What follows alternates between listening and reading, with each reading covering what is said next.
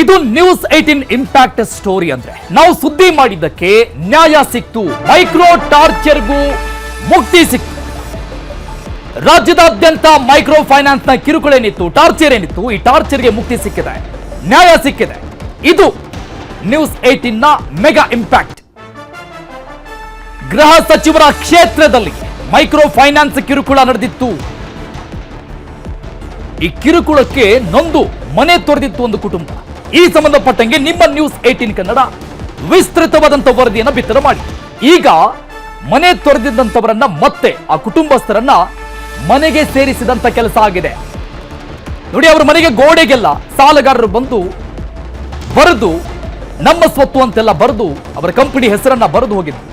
ಇದು ಅವರ ಮನಸ್ಸಿಗೆ ಬಹಳ ನೋವನ್ನುಂಟು ಮಾಡಿತ್ತು. ಹೀಗಾಗಿ ಮನೆ ಬಿಟ್ಟು ಹೋಗಿದ್ರು ಇಡೀ ಕುಟುಂಬ. ಮನೆ ತೊರೆದಿದ್ದಂತ ಪತಿ ಮಾರುತಿ, ಪತ್ನಿ ವಿನೋದ ದಂಪತಿ ಮನೆಗೆ ವಾಪಸ್ಸಾಗಿದ್ದಾರೆ.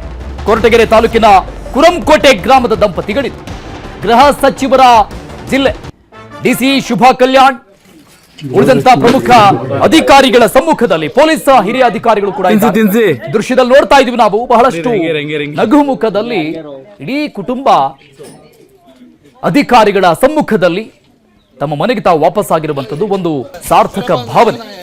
ನ್ಯೂಸ್ 18 ವರದಿಯ ಬಿಗ್ ಇಂಪ್ಯಾಕ್ಟ್ ಫಲಶ್ರುತಿಯನ್ನ ನೋಡ್ತಾ ಇದ್ದೀವಿ ನಾವು. ಮತ್ತೊಂದು ಭಾಗದಲ್ಲಿ ಗಮನಿಸ್ತಾ ಇದ್ದೀವಿ, ಮನೆ ಮೇಲೆ 5 ಸ್ಟಾರ್ ಈ ಮೈಕ್ರೋ ಫೈನಾನ್ಸ್ ಗಳ ಕಂಪನಿಗಳು ಈ ಸ್ವತ್ತು ನಮ್ಮದು ಈ ರೀತಿಯಾಗಿ ಬರೆದು ಹೋಗಿದ್ರು. ಇದರಿಂದ ಮನನೊಂದು ಮನೆ ಬಿಟ್ಟು ಹೋಗಿದ್ರು. ಇಲ್ಲೇ ಅಷ್ಟೇ ಅಲ್ಲ, ಬೇರೆ ಬೇರೆ ಜಿಲ್ಲೆಗಳಲ್ಲೂ ಕೂಡ ಈ ರೀತಿಯಾಗಿ ಮನೆ ತೊರೆದಂತ ಅನೇಕ ಕುಟುಂಬಗಳಿದ್ದಾವೆ. ಎಸ್ಪೆಷಲಿ ಈ ಕುಟುಂಬಕ್ಕೆ ಸಂಬಂಧಪಟ್ಟಂಗೆ ನ್ಯೂಸ್ 18 ನಿರಂತರವಾಗಿ ವರದಿ ಪ್ರಸಾರ ಮಾಡಿತ್ತು. ಅದರ ಫಲಶ್ರುತಿಯನ್ನು ನೋಡ್ತಾ ಇದ್ದೀವಿ. ಈ ಬಗ್ಗೆ ಇನ್ನಷ್ಟು ಡೀಟೇಲ್ಸ್ ಕೊಡ್ತಾರೆ ನಮ್ಮ ಪ್ರತಿನಿಧಿ ವಿಠಲ್ ದೂರವಾಣಿ ಸಂಪರ್ಕದಲ್ಲಿದ್ದಾರೆ. ವಿಠಲ್, ಒಂದು ಸಮಾಧಾನ ತೃಪ್ತಿಕರವಾದಂತಹ ಸಂಗತಿ ನಮಗೂ ಕೂಡ ಇದು.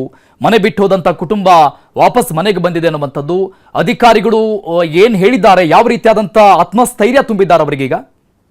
ಅರುಣ್, ನಿಜಕ್ಕೂ ಏನು ನ್ಯೂಸ್ 18 ವರದಿ ದೊಡ್ಡ ಇಂಪ್ಯಾಕ್ಟ್ ಅಂತಾನೆ ಹೇಳ್ಬೋದು. ಯಾಕಂದ್ರೆ ನಾವು ಕಳೆದ 29ನೇ ತಾರೀಕಂದು ಈ ಒಂದು ಸುದ್ದಿಯನ್ನ ನಿರಂತರವಾಗಿ ಪ್ರಸಾರ ಮಾಡಿದ್ವಿ. ಈ ಒಂದು ವಿಚಾರಕ್ಕೆ ಸಂಬಂಧಪಟ್ಟಂತೆ ಸಾಕಷ್ಟು ರೀತಿಯಲ್ಲಿ ಏನು ಗೃಹ ಸಚಿವರ ತವರು ಕ್ಷೇತ್ರದಲ್ಲಿ ಈ ರೀತಿಯಾದಂತ ಒಂದು ಘಟನೆ, ಅದೇ ದಿನ 2 ಬ್ಯಾಕ್ ಟು ಬ್ಯಾಕ್ ಇತ್ತರದೊಂದು ಘಟನೆ ನಡೆದಿತ್ತು. ಇದಕ್ಕೂ ಕೂಡ ರಾಜ್ಯಾದ್ಯಂತ ಅತ್ಯಂತ ಚರ್ಚೆಗೆ ಗ್ರಾಸವಾಗಿತ್ತು. ಇದರಿಂದ ಎಚ್ಚೆತ್ತುಕೊಂಡಿರುವಂತ ಏನು ಜಿಲ್ಲಾಡಳಿತ ಜೊತೆಗೆ ಸರ್ಕಾರ ಈಗ ಅವರು ಏನು ಒಂದು ಕುರಂಕೋಟೆ ಗ್ರಾಮದ ಮಾರುತಿ ಮತ್ತೆ ಜೊತೆ ಅವರ ಪತ್ನಿ ವಿನೋದ ಏನಿದ್ದಾರೆ, ಅವರು ಮನೆ ಬಿಟ್ಟು ಸಾಲಗಾರರ ಕಾಟಕ್ಕೆ ಹೋಗಿದ್ರು. ಈ ಒಂದು ವೇಳೆನೆ ಅವರು ದುರುಪಯೋಗ ಪಡಿಸಿಕೊಂಡಂತ ಫೈನಾನ್ಸ್ ಕಂಪನಿಯವರು ಅವರ ಮನೆ ಮೇಲೆ ಒಂದು ಬ್ಲಾಕ್ ರೀತಿ ಪೈಂಟ್ ಅಲ್ಲಿ ಇದು ಅಡಮಾನ ಇಟ್ಟಿದೆ, ಈ ಹಕ್ಕುಪತ್ರಗಳನ್ನ, ಈ ಮನೆಗೆ ಸಂಬಂಧಪಟ್ಟಂತ ಹಕ್ಕುಪತ್ರಗಳನ್ನ, ಈ ಸ್ವತ್ತನ್ನ ಅಡಮಾನ ಇಟ್ಟಿದ್ದಾರೆ ಅಂತ ಹೇಳಿ ಅದು ಸ್ಪಷ್ಟವಾಗಿ ಬರೆದು ಅವರು ಒಂದ್ ರೀತಿಯಲ್ಲಿ ಊರಲ್ಲಿ ತಲೆ ಎತ್ತಿ ಬಾಳೋದಕ್ಕೆ ಆಗೋದಂತ ಪರಿಸ್ಥಿತಿಯಲ್ಲಿ ಅವರ ಜೀವನವನ್ನ ತಂದಿಟ್ಟಿದ್ರು. ಇದನ್ನ ಮನಗಂಡಂತ ನ್ಯೂಸ್ 18 ಮೊನ್ನೆ 29ನೇ ತಾರೀಕು ನಿರಂತರವಾಗಿ ಪ್ರಸಾರ ಮಾಡಿತ್ತು. ಈಗ ಸಂಬಂಧಪಟ್ಟಂತ ಪೊಲೀಸರ ಜೊತೆಗೆ ಜಿಲ್ಲಾಡಳಿತ ಎಚ್ಚೆತ್ತು ಸ್ವತಃ ಅವರು ಕುರಂಕೋಟೆಗೆ ಹೋಗಿ ಅಲ್ಲಿ ಯಾರು ಕೃತ್ಯ ಮಾಡಿದ್ರು, ಯಾವ ಫೈನಾನ್ಸ್ ಕಂಪನಿ ಆ ತರದೊಂದು ಕೃತ್ಯ ಮಾಡಿತ್ತು, ಅವ್ರನ್ನ ವಶಕ್ಕೆ ತಡೆದು ಈಗಾಗಲೇ ಅವ್ರನ್ನ ಇಬ್ಬರನ್ನ ಅರೆಸ್ಟ್ ಮಾಡಿದ್ರು ಅಂತ ಹೇಳಲಾಗ್ತಾ ಇದೆ.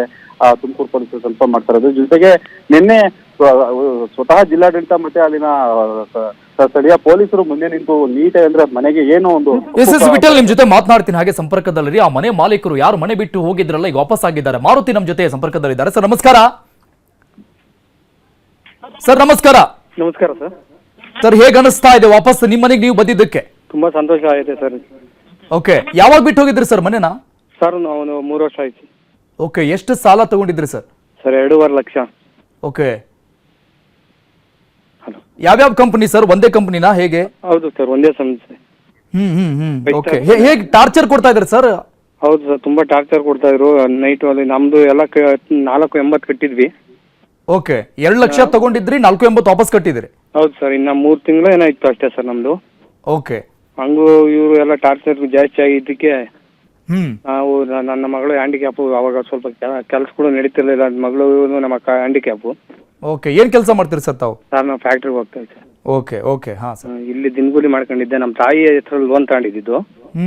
ಈಗ ನಮ್ಮ ತಾಯಿ ಇರತಕ್ಕ ಅವರೇ ಕಟ್ಕೊಂಡು ಹೋಗಿದ್ರು. ಅವ್ರ ತಾಯಿ ಅಕಾಲಿಕ ಮರಣ ಹೊಂದಿದ್ಮೇಲೆ ಕಾಯಿಲೆ ಬಿದ್ದು ಕ್ಯಾನ್ಸರ್ ಆಗಿತ್ತು. ಓಕೆ, ಆ ಟೈಮಲ್ಲಿ ಕೆಲ್ಸಕ್ಕೆ ಹೋಗ್ಲಿಲ್ಲ. ಅವ್ರನ್ನ ತೋರಿಸ್ಕೊಂಡು ಇದ್ನೆಲ್ಲ ಅವರು ತೀರೋದ್ಮೇಲೆ ನಾನೇ ಕಟ್ಕೊಂಡು ಹೋಗ್ತಾ ಇದ್ದೆ. ಓಕೆ, ಅವರು ಕೇಳಿ ರಿಕ್ವೆಸ್ಟ್ ಮಾಡ್ಕೊಂಡ್ರು ಬಿಡ್ತಾ ಇರ್ಲಿಲ್ಲ. ಹಂಗು ಹಿಂಗು ಕೂಲಿ ನಾಲಿ ಮಾಡಿ ಕಟ್ಟಿ ತಿರ್ಗಾ ಜಾಸ್ತಿ ಹೊತ್ತ ಕೇಳಿದ್ಕೆ ಒಂದ್ಸರಿ ಇನ್ನೂ 80,000 ಕಟ್ಟಬೇಕು. ಬಂದು ಕಟ್ಟಿ ಇಲ್ಲ ಮನೆ ಹರಾಜಿಕೊಂಡು ಹೋಗ್ತೀವಿ, ನೀವೆಲ್ಲ ಆಚೆ ಹಾಕಿ ಹೋಗ್ತೀವಿ, ಬೀಗ ಎಲ್ಲ ಹಾಕಿ ಇದ್ ಮಾಡ್ಕೊಂಡು ಏಕಾಏಕಿ ಬಂದು ಗಲಾಟೆ ಮಾಡಿ. ಎಷ್ಟು ದಿನ ಆಯ್ತಂದ್ರಿ ಸರ್ ತಾವು ಮನೆ ಬಿಟ್ಟು ಹೋಗಿ? 3 ವರ್ಷದ ಮೇಲೆ ಆಯ್ತು. 3 ವರ್ಷದಿಂದ? ಹಾಂ ಸರ್. ಏನ್ ಸರ್ ಮನೆ ಬಿಟ್ಟು ಹೋಗೋ ರೇಂಜ್ಗೆ ಅವರು ಟಾರ್ಚರ್ ಕೊಟ್ರ ತಮಗೆ? ದಿನ ಬರೋದು ಸರ್, ಬೆಳಿಗ್ಗೆ ಇನ್ನು ಎದ್ದೊಳಕ್ಕಿಲ್ಲ, ನೈಟ್ 10 ಗಂಟೆ ಆದ್ರೂ ನಾನು ಬರ್ತಾನೆ ಇರ್ಲಿಲ್ಲ ಸರ್. ಮನೆ ನಮ್ಮ ಮಿಸ್ಸಸ್ ಒಬ್ಬರೇ ಇರೋರು, ಅವರೆಲ್ಲ ಹೋದ್ಮೇಲೆ ಬೆಳಿಗ್ಗೆ 4 ಗಂಟೆಗೆ ಎದ್ದು ರಾತ್ರಿ 12 ಗಂಟೆ ಬರೀವಿ.